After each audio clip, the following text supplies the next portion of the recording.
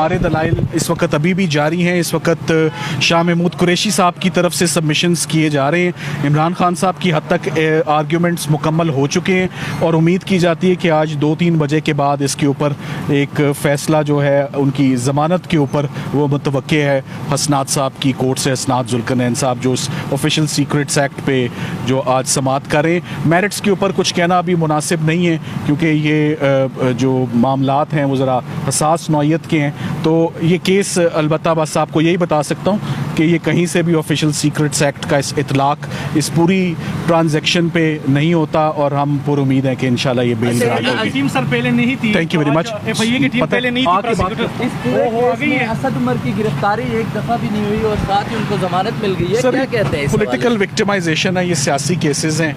ये कोई एनिमी मुल्क ने नहीं बनाए हुए या उनके साथ किसी ताउन पे खुदा न खास्ता ये केसेस नहीं बने हुए।